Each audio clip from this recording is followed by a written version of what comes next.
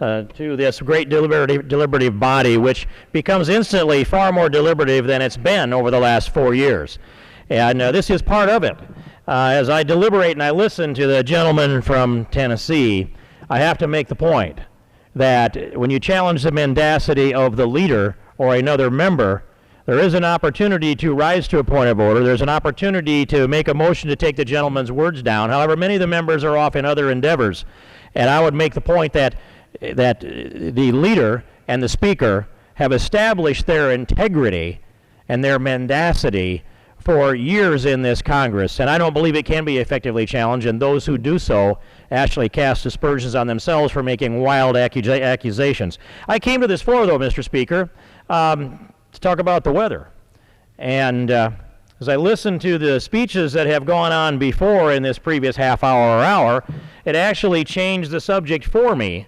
I think there are many things that need to be brought out and clarified, given this, that we have debated this health care bill. We debated this health care bill for a year. And I was announced in Rules Committee earlier today that there were 100, I believe they said 100 hours of markup in committee.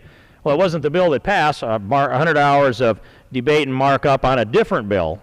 And they switched bills at the end. That's a matter of public record and fact also. But the American public understands what happened. They understand that the Speaker of the House said we have to pass the bill, meaning Obamacare, Mr. Speaker, in order to find out what's in it. And when that bill was passed, to set the record also straight, I don't think there's another time in the history of this Congress that there was a bill of this magnitude, in fact I'm certain there's not, that passed the House of Representatives without the majority support of the House of Representatives for the bill that was before us. It is a fact of record. It's a fact of judgment. It's a fact of history that there had to be conditions that were attached in order to achieve the votes necessary to squeak that bill by and pass Obamacare here in the House on that day last March. And if people forget, Mr. Speaker, what I'm talking about, it's this. Remember, there was a switch on the bill. The bill that was marked up in committee is not the bill that came to the floor, not the bill that had hearings on it and had markup. But there were also conditions. We should remember there were the Stupak dozen.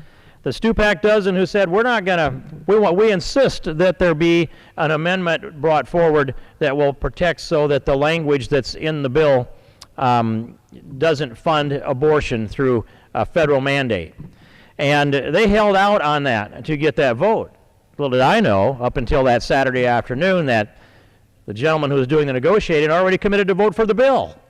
And the Stupak dozen were anonymous people. And furthermore, they negotiated with the President of the United States, who made a commitment and followed through on it, to sign an executive order that would pacify or mollify the anonymous Stupak dozen under the presumption, unconstitutionally and completely outside the bounds of the separation of powers, that the President of the United States could effectively amend legislation by executive order and promise he's going to do so before the bill is even brought to the floor for a vote. That happened in this Congress. And another condition of that was, this is a condition that came after the then chair of the Rules Committee, Ms. Slaughter, had offered the idea that they should just deem that the bill passed so they didn't have to go on record of voting for this bill, because they knew how bad it was. They knew how politically vulnerable they were. They knew that Speaker Pelosi was making many of them walk the plank. A lot of those people are not here in this 112th Congress because of that action. But as I talked about why this bill didn't have the support of the Congress, and in the form that was before us, why the majority did not support it, the majority votes that day in its form, because there also had to be another deal on top of this. This was the deal that the Senate had to pass a reconciliation package which was designed to amend the bill that had not yet been brought to the floor of the House for a vote. And I don't know that it's the first time in history that there's been a shenanigan like that played, but it's the first time in my knowledge that there has been a bill, certainly of that magnitude, that came before this Congress. It was not the bill that came through committee, that was pledged to be, I put it in quotes, amended by a presidential executive order and further amended by a reconciliation bill that would later pass the United States Senate. That's what we have before us with Obamacare. And it became the law of the land on that date of March 30th of 2010. Passed over here in the House, if I remember correctly, on the late evening of March 21st or the early morning of March 22nd, Sunday night. I remember my long walk home that night. I remember telling myself I'm going to sleep until I'm all rested up, and then I'm going to wake up and figure out what to do. I didn't sleep very long. I couldn't sleep with that policy imposed upon the American people, with the realization that it would become the law of the land. And about 2.5 hours later, I got up and went to my word processor and typed up a request for a bill to repeal Obamacare. And I filed that request at the opening of business that day, the first opportunity in the first minutes of that day. I want to thank and congratulate Michelle Bachmann. I didn't know it. She was awake in the middle of the night doing the same thing. And her bill draft came down within 3 minutes of mine, exactly the same words. And that bill draft was turned into a discharge petition with this huge Pelosi majority in the 111th Congress. And that discharge petition gathered 173 signatures, bipartisan, by the Pelosi definition, at least, Mr. Speaker. And that was part of the foundation that I think actually did shake this country. And there was a statement made in the Rules Committee, they were deliberating on the rule for H.R. 2, that we had said that the sky would fall if Obamacare became the law of the land, and they said the sky didn't fall. Well, Chairman Upton, the incoming, currently and now, chairman of the Energy and Commerce Committee, said, yes, it did. The sky did fall. And when you look at the 87 new freshman Republicans that are seated over on this side, the 9 freshman Democrats on this side, I think that any political pundit would tell you there was a political earthquake in America that was brought about in a large part by the imposition of this liberty-stealing, unconstitutional Obamacare bill that's before this Congress now. This Congress was elected to come here and repeal Obamacare, get a handle on the debt and the deficit, and lay the foundation so that private enterprise can start to have faith in the future of this country again, and they can create the jobs under the framework that we're hopeful that we'll be able to bring through. But we're truthfully not in a position yet where the House of Representatives can lay all of the economic foundation that's necessary for free enterprise to have enough faith and confidence to invest their capital and in a robust fashion. What we're in a position to do now with a new Congress and a new Speaker is to be able to play an effective defense against the existing majority in the United States Senate and the President of the United States, who has frantically been digging holes through his Keynesian economics on steroids theory, and he dug such a deep hole that we watched Nancy Pelosi preside over an additional $5.2 trillion in debt, and we've watched the Obama administration run that up under their term of only a couple years of about $3 trillion. And it's got to stop. The American people did this. They were looking at President Gulliver Obama, and they were the Lilliputians that came to the polls on November 2nd and tied him up with all their little electoral ropes and said to the new freshman class, join those incumbent Republicans that are there, and any discerning Democrats that are willing to join in, there will be some join on this vote tomorrow and on Wednesday to repeal Obamacare. And take the shovel out of the hands of the president, and certainly take the gavel out of the hand of Nancy Pelosi. That's what happened. Now, I take you back through this history because it's being rewritten again. How can they stand here, go before the Rules Committee, stand here on the floor of the House before the American people, Mr. Speaker, and take the position that somehow if they just explain it one more time in one more way, that the American people will now have some left-wing light bulb come on in their head? That is not going to happen. The American people have seen clearly.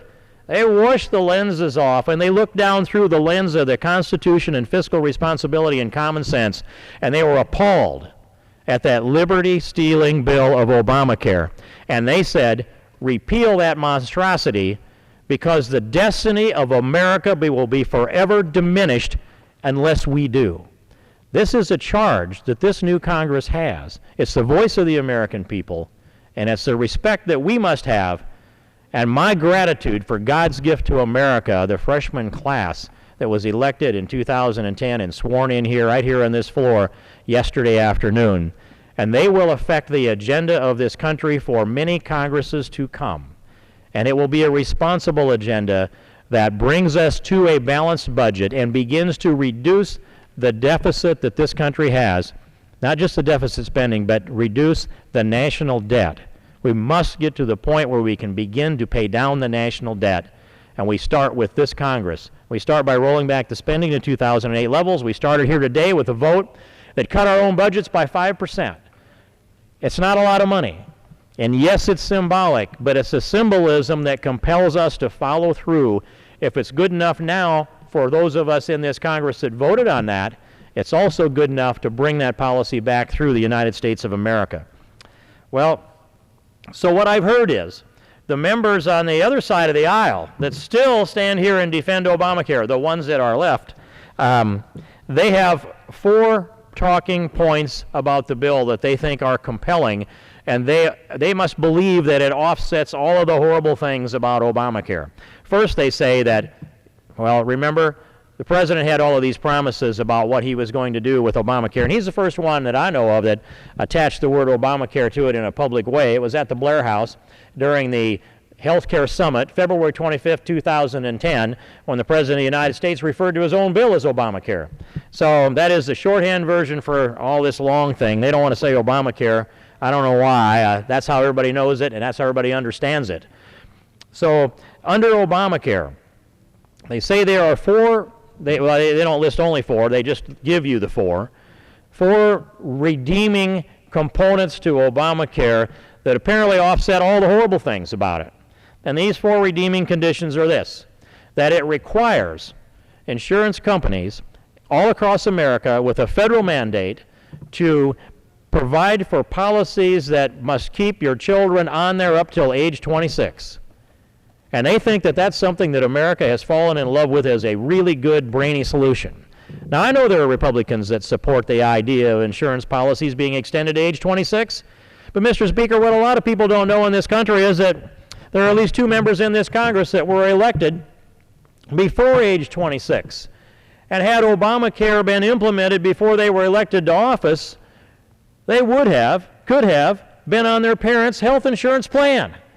Now, isn't that a nice thing when you wean them off of the parents' health insurance plan and you transition them over and put a pin on their lapel and say, now run the country? They haven't had a single minute of their own health insurance policy until they get here, and actually we have a responsibility for it here. We pay our chunk of the premiums like any other federal employee.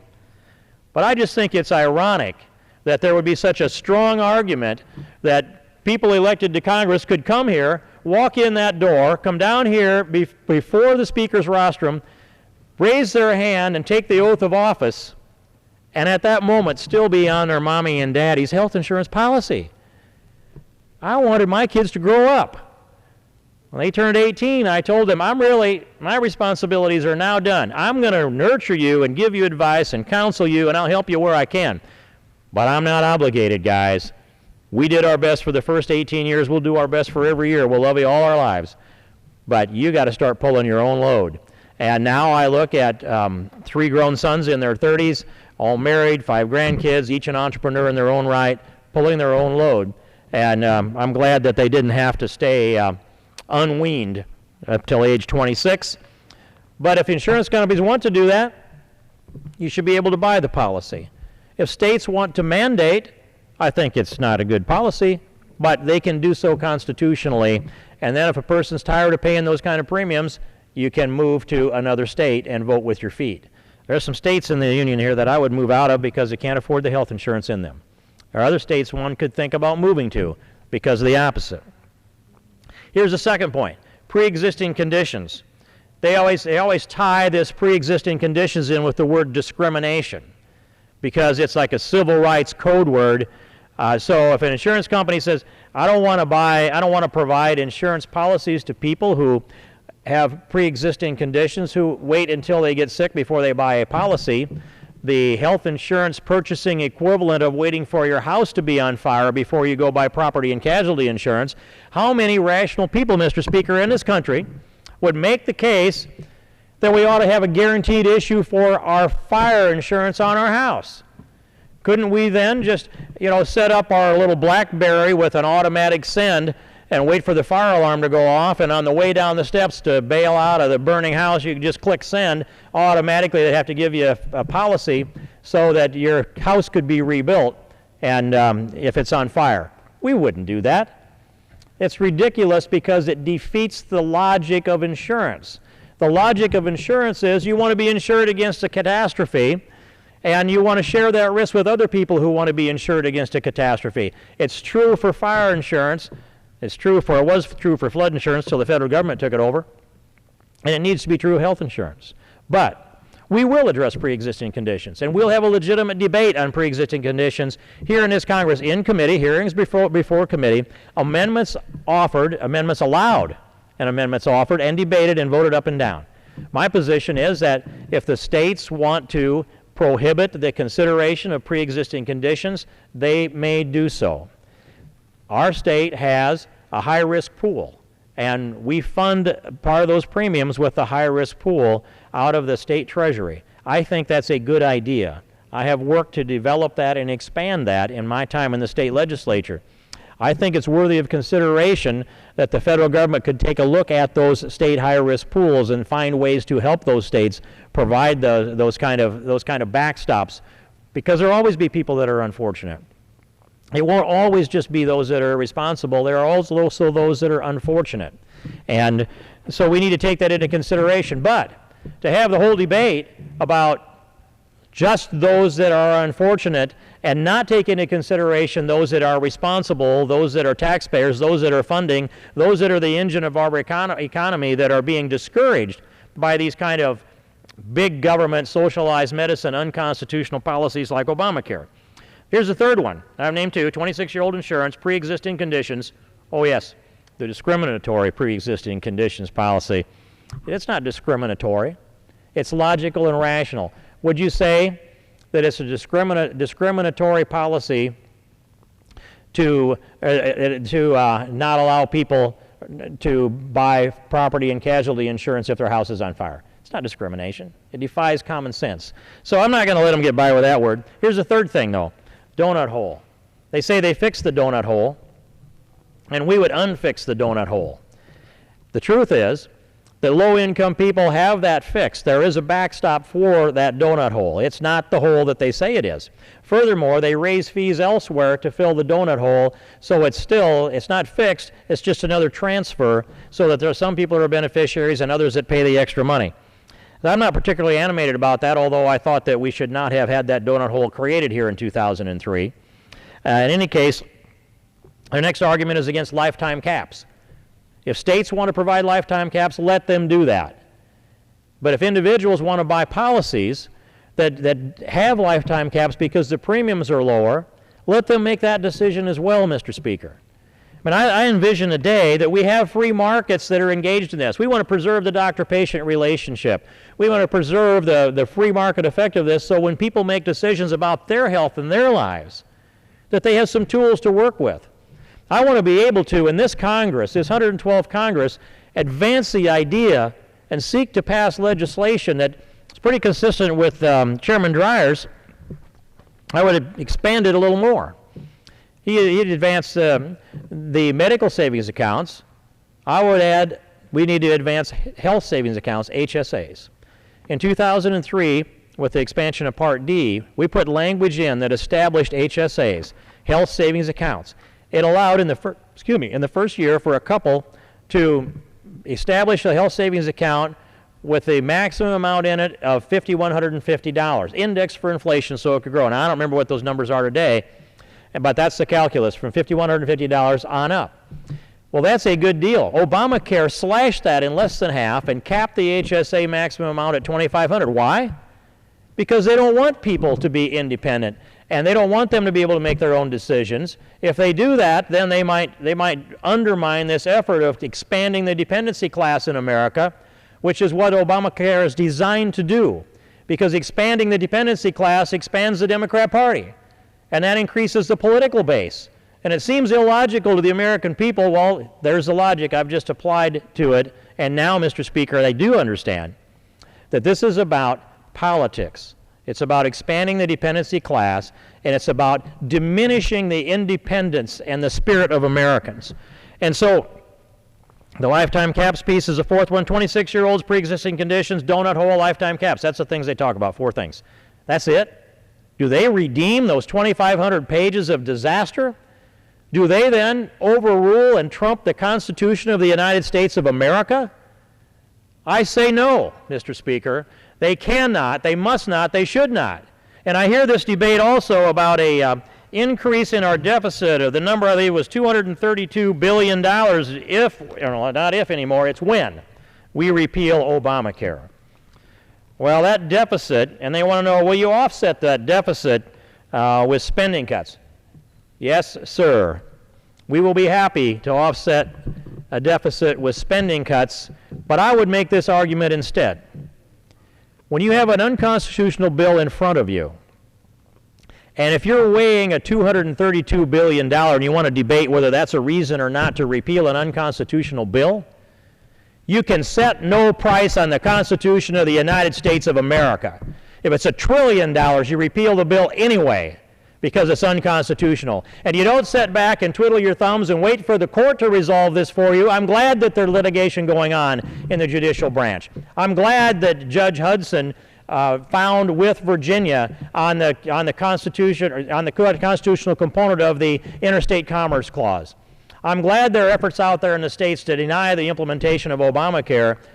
All of these things going on, but we took an oath to preserve, protect, and defend the Constitution of the United States here yesterday.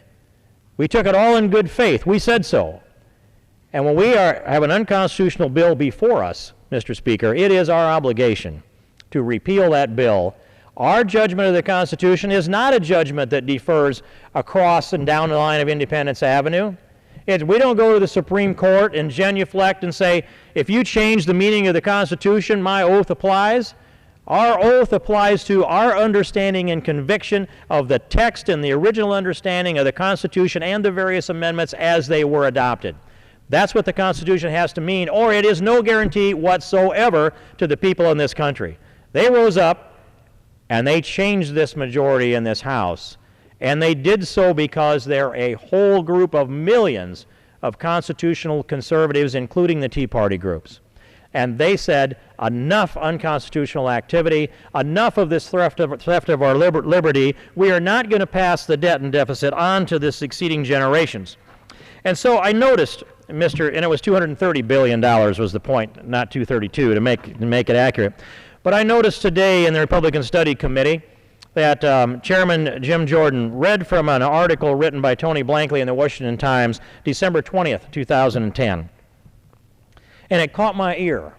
And so I looked it up, and I'd like to just close with this concept that was delivered by Tony Blankley shortly before Christmas this year.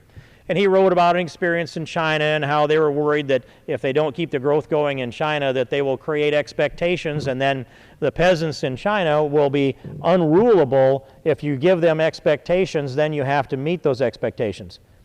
Well, we in America, we trust in our expectations. And so he writes this. He said, what happened in November 2nd was this, that the American people went to the polls and said, I want more liberty and less government. I want more liberty and less security about my future. And he puts it in these words, and I think they're excellent words. Quote, no other people in the world would have responded to economic danger by seeking more liberty and less government protection. No other people would have thought to themselves, if I have to suffer economically in order to not steal from my grandchildren, so be it. I pray we would have come to that decision a generation ago instead of a couple of months ago, Mr. Speaker. But this Congress has come to that decision at the direction and the effectiveness of the American people. And we will follow through on that pledge. And we'll ask them, keep sending us more people like this freshman class to help get this job done so that in our time we can hand the keys of this chamber and this government over to the next generation in sound fiscal fashion, sound constitutional fashion, not with diminished liberty, but with expanded liberty and with the pillars of American exceptionalism refurbished by our generation thanks to the will of the American people. Thank you, Mr. Speaker. I yield back the balance of my time.